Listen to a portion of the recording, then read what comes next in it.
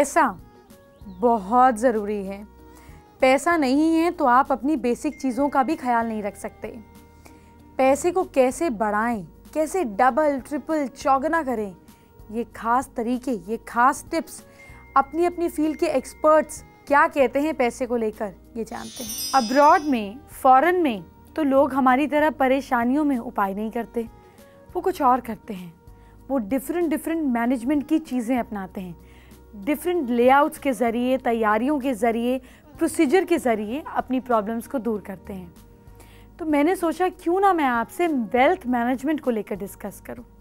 अब ये wealth management क्या है?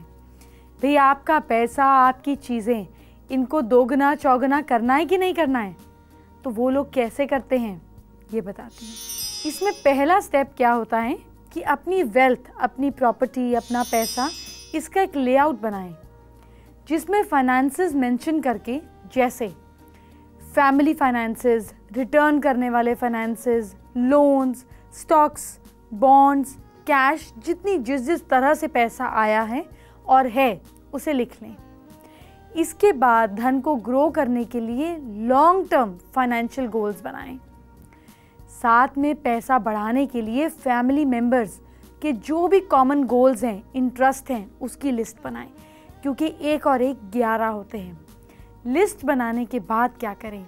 इसके बाद फैमिली मेंबर को इन गोल्स, इन इंटरेस्ट को पूरा करने के लिए ड्यूटी सौंपें और उस काम की बजाय जब आप उनसे इस चीज़ में मॉनेटरी बेनिफिट जोड़ेंगे तो और इंटरेस्ट आएगा। जब ये सब काम करने के लिए आपके फैमिली मेंबर्स से आपकी बातचीत हो तो एक इंसान को लीडर बनाएं या किसी बाहर के भरोसेमंद आदमी की मदद लें, उसको काम सौंपें। फिर काम या स्ट्रैटेजी को पूरा करने के लिए एक टाइम फ्रेम बनाएं और लीडर सबके काम की रिपोर्ट लेता रहे। फिर इसके लिए इस काम को एक प्लान कर टैली कर देखें। आप देखें कि आप कितना अचीव कर पा रहे हैं, कितना नहीं कर पा रहे हैं, कितना छूट रहे हैं, और जो टारगेट्स पूरे नहीं हो पा रहे हैं वो किस वजह से पूरे नहीं हो पा रहे हैं। जैसे जैसे देखिए, इंडियंस और फॉरेनर्स में इस चीज़ का बहुत फ़र्क है। इंडियंस को जब प्रॉब्लम, ये मेरा अपना अनुभव है, हो सकता है आपने ऐसा महसूस ना किया हो, लेकिन मैंने ऐसा किया है कि जब इंडियंस को प्रॉब्लम्स होती है तो वो 2-4 फ़ोन मिलाते हैं, 3-4 लोगों से पूछते हैं, आधा काम करते हैं, आधा नहीं करते हैं, कुछ रिज़ल्ट आता है, कुछ रिज़ल्ट नहीं आता है। लेकिन अगर आपको सेल्फ सफिशिएंट बनना है, अपनी प्रॉब्लम खुद सॉल्व करनी है, तो लिखना शुरू करें, चाहे कंप्यूटर पर, चाहे कागज़ पर। लिखने से अपने आप प्रॉब्लम का सल्यूशन मिल जाता है। इसलिए कुछ स्ट्रैटेजी में बदलाव करें। 4 राशियों की बात आपसे करेंगे, उनके कल को बनाएंगे बेहतर। लेकिन अगर आप किसी इमोशनल मुसीबत से गुजर रहे हैं, आपका दिल टूटा है, कुछ बुरा लगा है, कुछ उम्मीदें पूरी नहीं हो पा रही हैं, उसको कैसे ठीक करें, क्या करें, ये बताती हूँ। जब कोई इमोशन आपको बहुत परेशान करता है तो आप उससे बाहर निकलने की कोशिश कर रहे होते हैं पर निकल नहीं पाते हैं, तो इस टेक्निक को इस्तेमाल कर फ़ायदा उठाएं।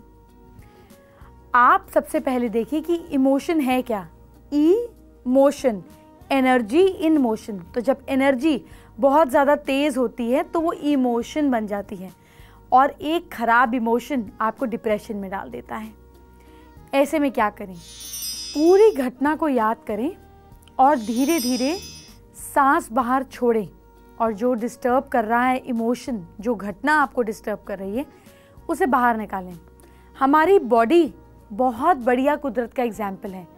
जितनी काम की सांस, एयर हमें चाहिए रख लेती है, बाकी फेंक देती है। तो इसी एक्सहेलेशन को, इसी बाहर फेंकने वाली सांस को इमोशन के साथ, घटना के साथ जब बाहर निकालेंगे तो वो इमोशन, वो डिस्टर्बेंस, वो तकलीफ भी बाहर चली जाएगी। और इस चीज़ को बार बार दोहराएं, बार बार मन में घटना को लाएं, ऊंची आवाज़ में अपना पसंदीदा म्यूज़िक चलाएं और ख़राब इमोशन को, सांस को बाहर के साथ फेंक दीजिए। 3.5 से 5.5 मिनट के अंदर आप एकदम रिलैक्स्ड फील करेंगे। आपको ऐसे लगेगा जैसे आपका कोई बोझ बाहर निकल गया है।